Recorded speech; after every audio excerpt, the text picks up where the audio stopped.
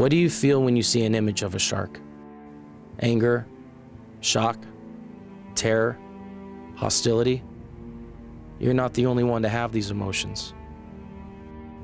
Even though more people die every year from cars, bee stings, dog bites, lightning, and even toasters, sharks are year in and year out ranked #1 of what people are most afraid of. Yet, as you will soon come to understand, as did the 32nd President of the United States, Franklin Delano Roosevelt, who so eloquently told the world, "Let me assert my firm belief that the only thing we have to fear is fear itself." Now, although Hollywood movies have not necessarily suggested that people actively go out and kill sharks, they might as well have. Fear of sharks translates into big dollars for movie and television productions. Not millions, but billions of dollars have been made from films getting people to fear sharks.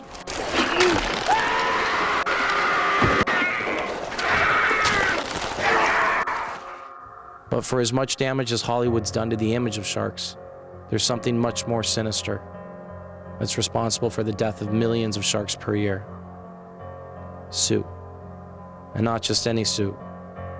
Shark fin soup.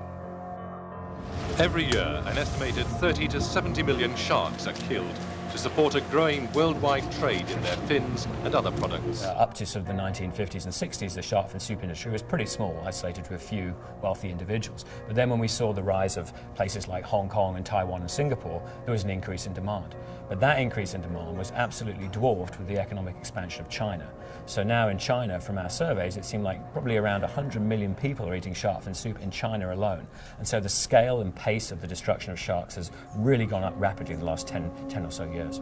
Pretty much every country that has a coastline, there's fishermen dropping lines and nets in the water to catch sharks.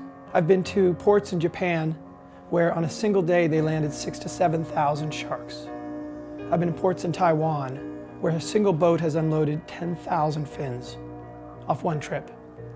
And when you consider the magnitude of these fleets that are fishing around the world, you quickly get an idea of the scale of this industry. It's no different than killing an elephant for its tusk or dehorning a rhinoceros for its horn.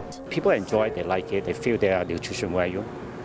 Like I said, it's part of the culture, like something that you believe in. Eating shark fin soup is about as cultural as foot binding of women. I'm pleased to say that foot binding is not acceptable in this state as a Chinese woman, and I am glad to see that this legislation is moving forward. From my point of view, we're not saving sharks, we're saving the ocean. When you're saving the ocean, you're saving mankind.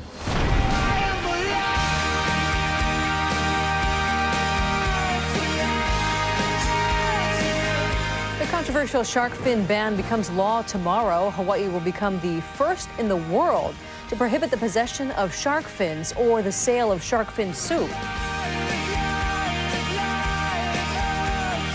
At the end of the day, I love the ocean, and without sharks, the ocean is not something that I'm going to be able to enjoy, and that I want my kids to enjoy, and that I want everybody else to be able to enjoy.